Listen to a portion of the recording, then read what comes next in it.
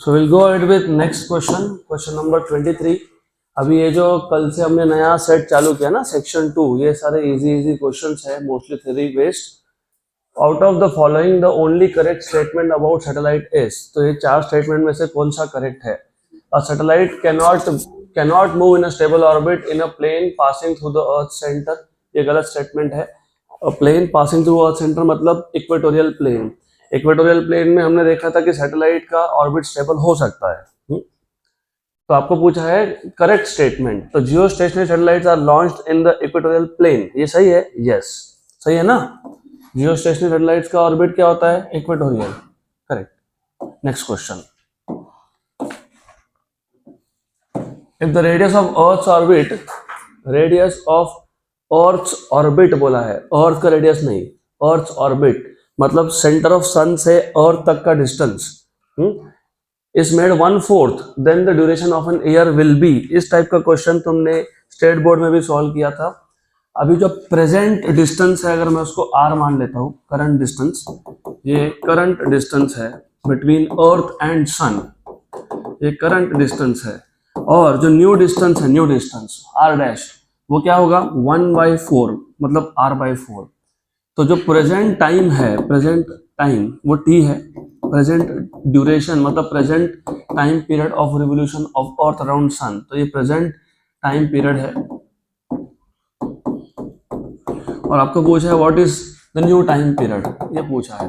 तो do you remember Kepler's third law? क्या था Kepler's third law? Square of time period is proportional to cube of semi major axis. तो अगर मैं square root लेता हूं तो t is proportional to r⁻3/2, तो t dash by t will be r⁻r⁻3/2। तो t dash by t equals to r dash, what is r dash? r/4 upon क्या? r raise to क्या? 3/2। r और r क्या हो गया? Cancel. Good. तो therefore t dash by t equal to, ये आएगा 1/4। ये जो रेस टू 3/2 है, उसको पहले रेस टू 1/2 लिखो, मतलब स्क्वायर रूट लो और उसका क्या करो? क्यूब। 4 का स्क्वायर रूट कितना होता है? 2, और 2 का क्यूब कितना होता है? 8। तो t dash by t will B 1/8, so it will become 1/8, it will become 1/8, option C. Next question, अगला क्वेश्चन, नेक्स्ट क्वेश्चन, ये भी सिंपल क्वेश्चन है, थ्योरी बेस्ड है।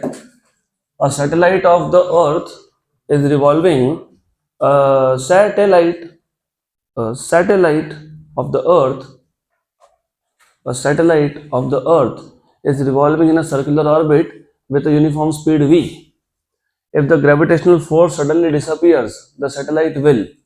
तो एक सैटेलाइट है जो अर्थ के अराउंड चक्कर काट रहा था, अभी ऐसा हुआ कि ग्रेविटेशनल फोर्स अर्थ का डिसअपियर हो गया, तो फिर क्या होगा? Satellite will continue to move with velocity v along the original orbit, मतलब अभी भी वो सर्कुलर मोशन परफॉर्म करता रहेगा। Move with velocity tangentially to the original orbit, fall down with increasing velocity, ultimately come to rest somewhere on the original orbit। क्या होगा बताओ? ये मैंने आपको पहले भी सर्कुलर मोशन में मैंने बताया है। सर्कुलर मोशन किसी भी टाइप का हो, सर्कुलर मोशन किसी भी टाइप का हो, सबके लिए सेम ही केस बनता है। तो अगर ये ऑब्जेक्ट सैटेलाइट है which is revolving around earth in circular orbit और centripetal force is provided by gravitational force, तो ये इस पेंडुलम के केस में मतलब स्ट्रिंग के केस में सेंट्रीपिटल फोर्स कौन प्रोवाइड करता है? टेंशन। कौन करता है? टेंशन। और ऑर्बिट सैटेलाइट के केस में कौन प्रोवाइड करता है? Gravitational force. अब ये बताओ, अगर मैंने इस घूमते हुए ऑब्जेक्ट का रस्सी काट दिया तो क्या होगा? फॉल डाउन नहीं होता है।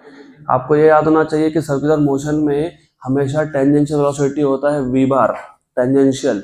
तो जैसे ही स्ट्रिंग कटी तो वो ऑब्जेक्ट कहाँ जाएगा? टेंजेंशियली जाएगा। तो same is true for satellite also. अगर ग्रेविटेशनल फोर्स खत्म हो गया तो सैटेलाइट कहाँ जाएगा? टेंजेंशियली जाएगा। तो ऑप्शन क्या आएगा? बी आएगा। Done. Next question, orbital velocity of an artificial satellite does not depend on, अच्छा तुमको क्रिटिकल वेलोसिटी या ऑर्बिटल वेलोसिटी का इक्वेशन याद है क्या? अंडर रूट ऑफ gm/r, ये था ना। तो does not depend upon mass of work पे डिपेंड करता है, हाँ करता है। मास ऑफ डेटा पे डिपेंड करता है ना, तो does not depend upon mass. Done, हो गया हो गया। अभी फिर रेडियस ऑफ अर्थ, हाँ रेडियस ऑफ अर्थ पे डिपेंड करता है ना, कैसे कि ये जो आर होता है वो क्या होता है, R plus H. Extent to gravity depend करता है क्यों? क्योंकि ये जो जीएम है, जीएम ये क्या होता है, G are square, small G are square लिखा था क्या इसको ऐसा, इसी को ऐसा लिखा तुमने, राइट गुड। हाँ तो डिपेंड करता है, तो किस पे डिपेंड नहीं करता है, सैटेलाइट के मास पे, which is constant for a satellite in orbit. तो अभी इसके बाद से हमेशा याद रखना, किसी भी टाइप के सर्कुलर मोशन में, जैसे किसी भी टाइप के लीनियर मोशन में, लीनियर मोमेंटम हमेशा कॉन्जर्व्ड होता है। अगर मोशन लीनियर है तो क्या कॉन्जर्व्ड होता है, लीनियर मोमेंटम। वैसे किसी भी टाइप के सर्कुलर मोशन में क्या कॉन्जर्व्ड होता है, एंगुलर मोमेंटम। क्या कॉन्जर्व्ड होता है, एंगुलर मोमेंटम। तो what is constant, angular momentum. बहुत डिफिकल्ट क्वेश्चंस है, और ये जो डिफिकल्ट क्वेश्चन था उस पर बेस्ड अगला डिफिकल्ट क्वेश्चन है। A planet moving along an elliptical orbit is closest to the sun at a distance r1 and farthest away at a distance of r2. If v1 and v2 are the linear velocities at these points respectively, then the ratio of v1 by v2 is, अगर आपको याद होगा कि plus first law याद है क्या, law of orbit, it tells you that any planet revolves around the sun in an elliptical path with sun at one of the foci. तो मैं अगर मान लेता हूं कि सन यहाँ पे है, सन यहाँ पे है, तो अगर आपको याद होगा जो नियरेस्ट पॉइंट होता है ऑर्बिट का, इसको हम लोग क्या बोलते हैं, पेरीहेलियन। तो ये जो पेरीहेलियन डिस्टेंस आपको बोला है ये r1 दिया है। और अगर आपको याद है जो फार्देस्ट होता है, फार्देस्ट को बोलते हो एपहेलियन। और ये जो एपहेलियन डिस्टेंस आपको बताया है क्वेश्चन में, ये जो एपहेलियन डिस्टेंस आपको क्वेश्चन में बताया है, इसको क्या बोला हुआ है, r2। क्या बोला है इसको, r2। और ऐसा बोला है कि जब वो पेरीहेलियन पे था, कौन, प्लैनेट, जो जब प्लैनेट पेरीहेलियन पे था उसका स्पीड कितना था, v1, और जब एपहेलियन पे है कितना है, v2। ऐसा क्वेश्चन में बोला है। और आपको v1 बाई v2 का रेशो पूछा है। मैंने आपको अभी बताया any type of elliptical motion या सर्कुलर मोशन या एंगुलर मोशन इन शॉर्ट, उसमें एंगुलर मोमेंटम कांस्टेंट होता है। मतलब angular momentum at perihelion equal to angular momentum at aphelion. What is angular momentum का फॉर्मूला, mvr। तो m1 मत लिखना, m v1 r1, m v2 r2। बोलोगे m1 m2 क्यों नहीं लिखा, अरे प्लैनेट तो सेम है ना, ऐसा थोड़ी होगा यहाँ पे मास अलग वहां पे मास अलग, होता है क्या ऐसा, प्लैनेट का मास चेंज होता है क्या, नहीं ना। तो प्लैनेट का मास क्या है, सेम है, तो m क्या है, सेम है। m सेम है तो m क्या हो गया, कैंसल। तो मुझे बताओ ये v1 by v2, v1 by v2 क्या आएगा, r2 bye r2 by r1, r2 by r1, तो r2 by r1 option C. Next question, अगला क्वेश्चन। अभी ये टाइप का क्वेश्चन भी तुमने क्लास में सॉल्व करके रखा है, सिर्फ ऐसा है कि इस टाइप का जो क्वेश्चन है ना वो हमने अर्थ के सैटेलाइट के लिए सॉल्व किया था, मतलब फॉर्मूला डिराइव किया था क्लास में, थ्योरी क्लासेस में। अभी इधर क्या बोला उन्होंने, the time period T of the moon of the planet Mars, हमारा मून नहीं, मार्स का। वैसे मार्स के दो मून है, फोबोस एंड डेमोस, तो ठीक है, कुछ भी एक की बात चल रही है। और जो मार्स है ना उसका मास है m⁻m, मार्स प्लैनेट का मास कितना, mm, सैटेलाइट का नहीं, मून का नहीं, प्लैनेट का, is related to its orbital radius capital R, orbital radius. अभी ऑर्बिटल रेडियस मैंने तुमको पहले भी बताया, मैं वापस बता देता हूँ। तो फॉर एग्जाम्पल तुमको पता है ना मार्स को रेड प्लैनेट बोलते हैं, पता है, इसलिए रेड कलर दिखाया है मैंने, वेरी गुड। अच्छा वो छोड़ो, रेड प्लैनेट तो बोलते हैं, क्यों बोलते हैं रेड प्लैनेट, हाँ लाल दिखता है मुझे पता है, और लाल क्यों दिखता है, मैं साइंस के पर्सपेक्टिव से पूछ रहा हूँ, क्यों दिखता है, हाँ हाँ ion, ion is the right answer. तुमको पता है हमारे पास भी जो आयन रॉड होता है उसके ऊपर अगर जंग लग जाए, रस्ट, तो कैसे दिखता है वो? Exactly that is the reason, उसके सॉइल में आयन बहुत ज्यादा है एंड इज लाइक रस्टेड, इसलिए वो ऐसा रेड दिखता है। वो प्लैनेट थोड़ी अपने हिसाब से कलर डिसाइड करेंगे, मेरे को रेड कलर चाहिए, वैसा नहीं होता वो, इट्स नॉट लाइक दैट। तो it is because of the rust. तो ये जो ऑर्बिटल रेडियस है ना, ऑर्बिटल रेडियस, इसको आर बोला है, capital R. Orbital radius is radius of planet की बात नहीं चल रही, ऑर्बिटल रेडियस की बात हो रही है यहाँ पे। अभी तुमको दिख रहा होगा कि तुमको टाइम पीरियड का इक्वेशन पूछा है, तो हमने जो जो स्टेप्स परफॉर्म करके अर्थ के सैटेलाइट का टाइम पीरियड फाइंड किया था, वैसा ही करना है। कैसे किया था याद है? आपने पहले बोला था क्योंकि ऑर्बिट सर्कुलर है और यहाँ पे भी ऑर्बिट सर्कुलर ही है, ऐसा मान के चलो, तो speed is distance upon time, और एक चक्कर में कितना डिस्टेंस? 2 पाई आर, और एक चक्कर को लगने वाला टाइम क्या होता है? Time period. Equation number 1। फिर तुमको याद है कि हमने क्रिटिकल स्पीड का इक्वेशन डिराइव ही करके रखा हुआ है, gm बाय आर, यहाँ पे रेडियस इज आर। और तुमको अगर याद होगा ये जो m है, अभी आज ही हमने क्वेश्चन देखा कि जो क्रिटिकल स्पीड है उसमें जो ये मास होता है वो सैटेलाइट का होता है कि प्लैनेट का होता है? प्लैनेट का। तो ये प्लैनेट का है, मार्स का है, ये equation 2। So therefore from equation number 1 and 2,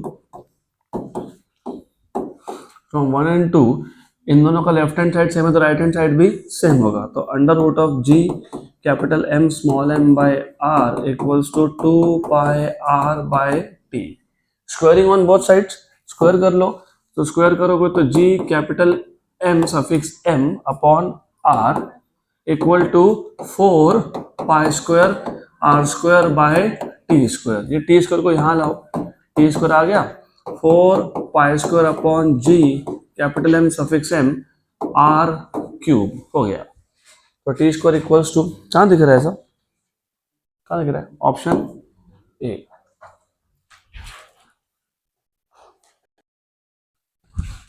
next question, अगला question, periodic time of a satellite.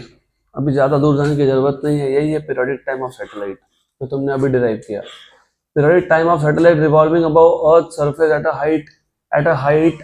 A height equal to radius of earth S.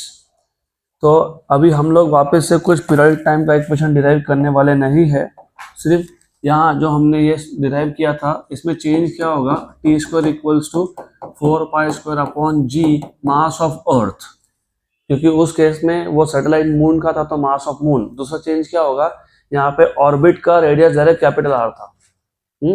हमारे केस में, इस केस में ऐसा हमको बोला है, अर्थ के सरफेस से एक हाइट पे, और वो हाइट भी अर्थ के रेडियस जितना ही है। तो दे आर टेलिंग यू, ऐसा आपको बोला है, what they are telling you is something like this. तो आपको उन्होंने ऐसा बोला है कि ये डिस्टेंस, हाइट, ये भी कितना है? रेडियस ऑफ अर्थ, और ये और रेडियस हो गया, तो कितना हो गया? 2r। तो टोटल ऑर्बिटल रेडियस कितना हो गया? 2r। तो ये h इक्वल टू r, और ये r, और यहां से यहां तक स्मॉल r जो आ जाएगा तुम्हारा r प्लस h, वो हो जाएगा 2r, क्योंकि r प्लस r मतलब कितना? 2r। तो सिर्फ इतना है कि यहाँ पे स्मॉल r क्यूब लिखना, वो स्मॉल r क्यूब ही होता है। उन्होंने नोटेशन चेंज करके तुमको स्मॉल r को कैपिटल R बोला, इसलिए हम लोगों ने यहाँ पे कैपिटल R लिखा, तो ऐसा आएगा पक्का। और तुमको टाइम पीरियड पूछा है, यहाँ पे ये स्क्वायर था तो हमको स्क्वायर रूट लेना पड़ेगा, तो स्क्वायर रूट भी लेंगे, तो T square equals to 4 pi square by GM। ये जो R क्यूब है वो 2R का क्यूब है, 2R का क्यूब है, बराबर, सही है, गुड, पक्का, गुड। देन अब इसके बाद अब ये देख रहे हो तुम, आंसर देख रहे हो? आंसर में तुमको ये कैपिटल G कैपिटल M दिख रहा है क्या कहीं पे भी? नहीं। कौन दिख रहा है? Small g। तो हमको ये हटाना पड़ेगा, तो कैसे हटाओगे? Small g equals to GM by R square. तो जी एम इक्वल्स टू क्या हो गया, जी आर स्क्वायर। तो टी स्क्वायर क्या हो गया, 4 pi square upon G are square. और ये 2 का क्यूब कितना होता है, 8, उसको वैसा ही रखो आर क्यूब। ओके ओके, तो ये और ये कैंसल। अभी ले लो रूट। अब जब तुम रूट लोगे ना रूट, तो टी, ये देखो ये 8 है, 8 है ना, 8 को 4 इंटू 2 लिखेंगे क्या, हाँ, वो 4 और ये 4 कितना 16, 16 का रूट कितना 4, ये पाई स्क्वायर का रूट कितना पाई। तो अब अंदर बचेगा 2, 8 में से जो 4 इंटू 2 का 2 लिया नहीं था वो, और कौन बचेगा आर, और कौन बचेगा जी, है ना। तो 4 pi under root of 2 R by G, है क्या ऐसा, हाँ नहीं है, मेरे को, मुझे तो दिख रहा है, तुम लोगों को नहीं दिख रहा, बड़ी बात हो गई। ये जो √2 है, √2 इसको बाहर रखो तो 4√2, ये 4√2 pi under root of R by G, है आंसर वही, सिर्फ उनके लिखने का तरीका चेंज हो गया। Under root of R by G, अभी दिख रहा है आंसर, हाँ अभी है ऑप्शन बी। चलो अगला क्वेश्चन, नेक्स्ट क्वेश्चन,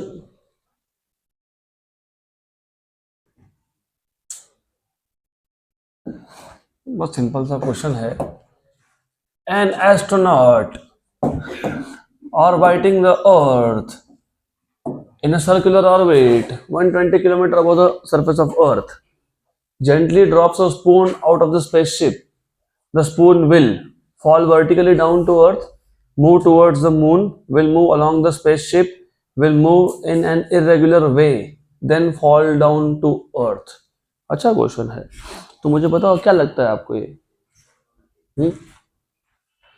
एस्ट्रोनॉट जो 120 किलोमीटर के हाइट पे था, उसने अपने स्पेसशिप में से चम्मच को बाहर छोड़ दिया, तो वो चम्मच, वो स्पून अर्थ पे नीचे गिरेगा वर्टिकली, मून के पास में जाएगा, will move along the spaceship, spaceship के पीछे भी जाएगा, मुझे छोड़ के मत जा, यही होगा, वो स्पेसशिप के पीछे पीछे जाएगा।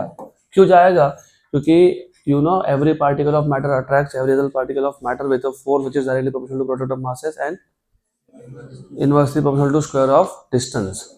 तो स्पून के लिए सबसे पास में सैटेलाइट है, मतलब स्पेसशिप है, तो डिस्टेंस बहुत कम है, तो स्पून पे मून का भी फोर्स एक्ट हो रहा है, हाँ, अर्थ का भी हो रहा है, हाँ, स्पेसशिप का भी हो रहा है, हाँ, तो नियरेस्ट कौन है, तो ज्यादा ग्रेविटेशनल फोर्स तो स्पेसशिप से आ रहा है, तो वो स्पेसशिप की तरफ अट्रैक्ट होगा और वो स्पेसशिप को फॉलो करेगा, done.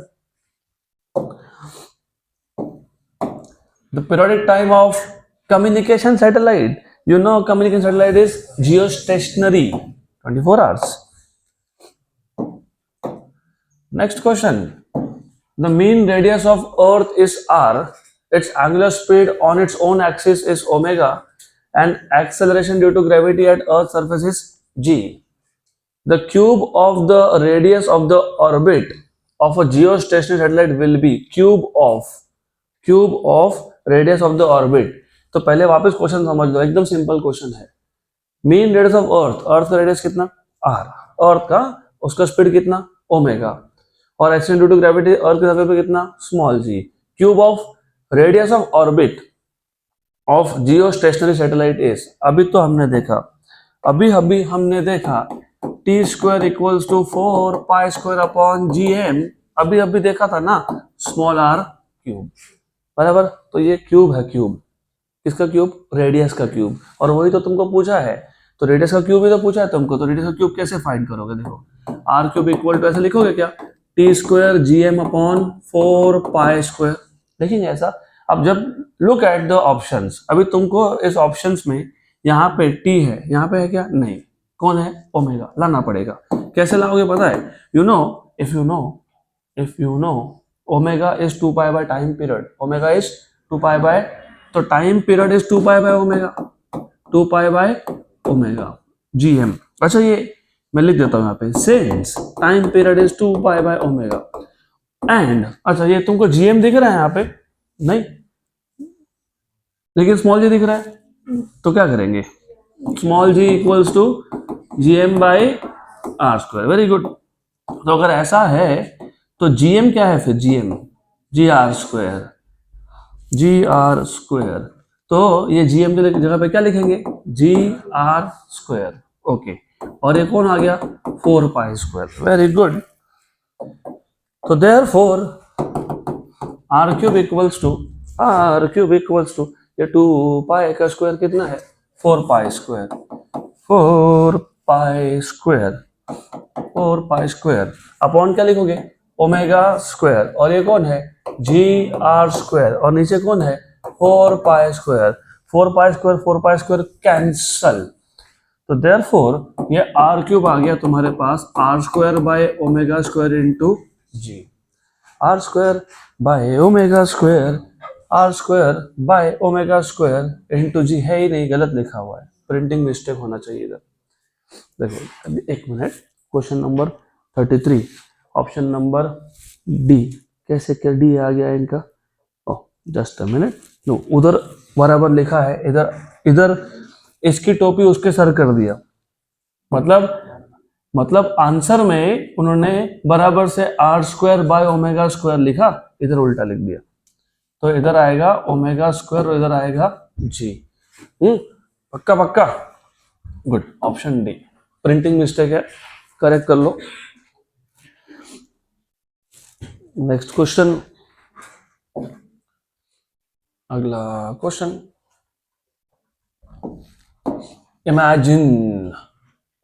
Imagine a light plant, नहीं हो सकता है, लाइट प्लांट नहीं होगा, वो लाइट प्लैनेट होगा, प्लैनेट प्लैनेट। देखो कितना प्रिंटिंग मिस्टेक है। तो लाइट प्लांट, अभी प्लांट रिवॉल्व होगा क्या, कैसी बातें करते हैं सब। Imagine a light planet revolving around a massive star, very massive star. वैसे अगर आपको पता नहीं होगा तो हमारा जो स्टार है कौन, सन। सन ये बहुत ऑर्डिनरी सा बहुत छोटा सा स्टार है। इससे लाखों गुना बड़े बड़े स्टार्स है। तो we are quite normal, less than normal. तो हमारा स्टार इत्तू सा, यूनिवर्स में वो इत्तू सा है वो, तो उससे बहुत बड़े बड़े स्टार्स है। तो इसलिए बोला है कि एक छोटा सा प्लैनेट है जो रिवॉल्व हो रहा है around a very massive star in circular orbit. Circular orbit मतलब centripetal force will be because of gravitational force between the planet and the star of radius r with period of revolution t. If the gravitational force of attraction between the planet and the star is proportional to r raised to -5/2, then the correct relation is। अब थोड़ा सा extra ध्यान दो क्योंकि ये question PYQ के form में 2-3 exam में आया है, अलग अलग तरीके से पूछा है। वैसे मैं तुमको थोड़ा सा इसका बैकग्राउंड दे देता हूँ। मैंने अभी बोला आपको, अगर एक प्लैनेट एक स्टार के अराउंड सर्कुलर ऑर्बिट में है या एक सैटेलाइट एक प्लैनेट के अराउंड सर्कुलर ऑर्बिट में है, तो जो नेसेसरी सेंट्रीपिटल फोर्स होता है वो कहाँ से आता है, ग्रेविटेशनल फोर्स। तो याद रखना, सर्कुलर मोशन परफॉर्म करने के लिए जो नेसेसरी सेंट्रीपिटल फोर्स था वो कौन प्रोवाइड करता है, ग्रेविटेशनल फोर्स। ग्रेविटेशनल फोर्स से आता है वो। अब आइडियली स्पीकिंग ये सेंट्रीपिटल फोर्स क्या लिखते हो तुम, mv square by r, mv square by r लिखते हो ना।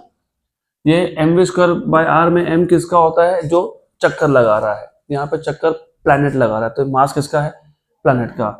v square by r, where r is the radius, जिसको उन्होंने स्मॉल आर बोला है, radius of the orbit, equal to gravitational force क्या लिखते हो, g m1 m2, where m1 is mass of star, m2 is mass of planet upon r square, upon r square. अगर ये are square को मैं ऊपर ले जाता तो फिर क्या लिखते हैं, आर रेज टू -2। तो नॉर्मली सेंट्रीपिटल फोर्स ये ग्रेविटेशनल फोर्स से आता है, और नॉर्मली ग्रेविटेशनल फोर्स ये आर रेज टू क्या होता है, -2। क्या होता है, -2। इन्होंने क्या बोला पता है, इन्होंने बोला -2 लेना नहीं, क्या लोगे, आर रेज टू -5/2 ऐसा। तो उन्होंने क्वेश्चन ही चेंज कर दिया। अभी क्वेश्चन चेंज कर दिया तो तुमको इसका मेथड चेंज करना पड़ेगा। कैसे, ये देखो, अब तुमको पूछा क्या है, तुमको पूछा time, correct relation between time period and radius. अब तक तुम T square proportional to r cube बोल रहे थे, अभी नहीं चलेगा, अभी रिलेशन चेंज होगा। अब वो टाइम पीरियड का रिलेशन लाएंगे कैसे, फिर वो सोचो, how to bring relation of time period, कैसे लाओगे? हम्म, हम्म, हम्म, हम्म, हम्म, बहुत लंबा रास्ता है, it's a very very lengthy route. थोड़ा सा शॉर्टकट करते हैं इसको, शॉर्टकट कैसे करेंगे? अभी मैंने बोला था अगर सर्कुलर ऑर्बिट है तो स्पीड कौन सा है? क्रिटिकल। और what is speed? Distance upon, तो एक राउंड में डिस्टेंस कितना कवर हुआ और टाइम क्या है? टी। पक्का? मतलब यहां से v is proportional to r by T, equation number 1। और यहां से तुमको v मिल जाएगा, तो एक काम करो, ये v स्क्वायर आ गया, v square equal to g capital M, small m तो कैंसिल हो गया, r रेज टू -5/2, और ये जो r था वो वहां गया, तो r रेज टू 1। तो v square is proportional to, proportional, gm तो कांस्टेंट है ना, हटा दिया gm, r रेज टू 1 -5/2, क्योंकि बेस से में तो पावर का क्या करते हो? एडिशन। गुड। तो therefore you have v square proportional to r raised to what is 1 -5/2, हाँ कितना आएगा? -3/2, तो r raised to -3/2, equation number 2। पक्का? और ये जो था ये यहाँ पे v square is proportional to r square by t square, इसको इक्वेशन नंबर 1 बोल देते हैं। अब from 1 and 2, therefore from equation number 1 and 2, v square is proportional to r square by t square, और यहाँ पे क्या है? r raised to -3/2। हो गया बराबर, इसको उधर भेजा, तो ये इधर आएगा क्या? हाँ आएगा। ये ऊपर जाएगा क्या? हाँ, और ऊपर जाएगा तो क्या होगा? प्लस होगा ना। तो प्लस हो गया क्या? हाँ। बेस सेम है क्या? हाँ। पावर का एडिशन होता है क्या? हाँ। तो कितना आ गया? 4 + 3 मतलब 7/2, तो T square is proportional to r raise to 7/2, r raise to 7/2, option B. Next question, अगला क्वेश्चन।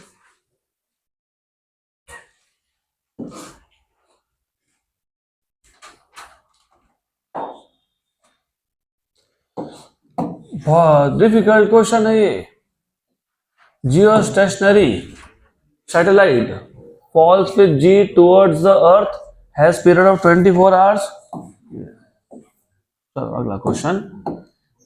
ये क्वेश्चन में भी प्रिंटिंग मिस्टेक है। The distance between centre of, नहीं शायद नहीं है, the distance between centre of earth and moon is 3,84,000 kilometre. बराबर है, बराबर है। If the mass of Earth is 610⁻24 kilogram and G value is 6.66 × 10⁻11 Newton meter square per kg square, the speed of moon is nearly, सबसे पहले, do you know moon is revolving around Earth? हाँ। Do you know moon is, मैं कब से देख रहा था, I don't find someone जिनको मैंने पहले बेंच पे बैठने के लिए बोला था इधर। तो डू यू नो मून का orbit around earth is circular, मतलब मून का जो वेलोसिटी होगा वो क्या होगा? क्रिटिकल। क्या होगा? तो क्रिटिकल वेलोसिटी का इक्वेशन बताओ मेरे को, जल्दी।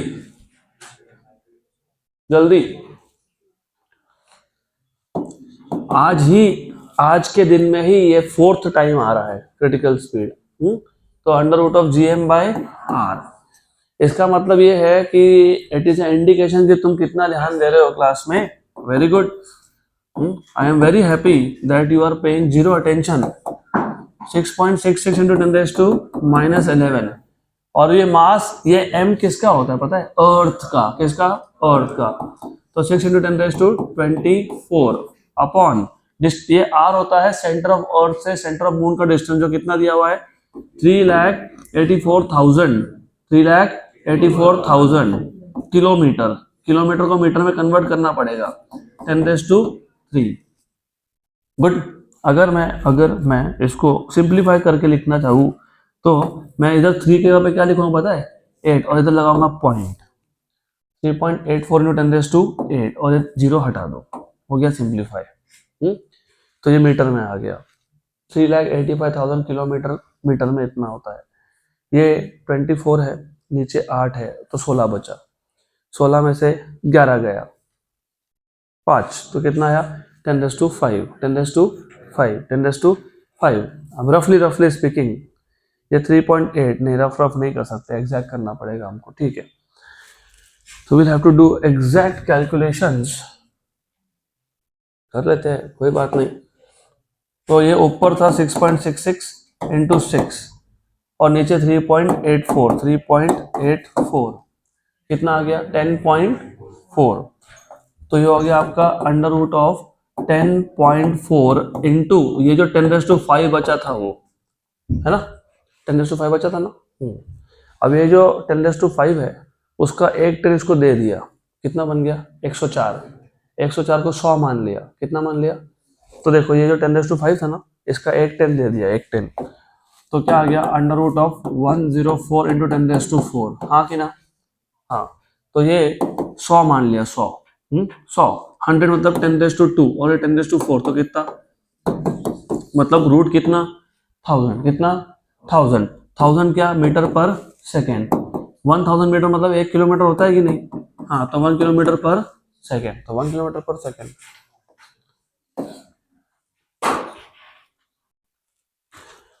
तो this is the end of gravitation CET part. जो 4 क्वेश्चन बचे हैं वो आपके लिए असाइनमेंट है।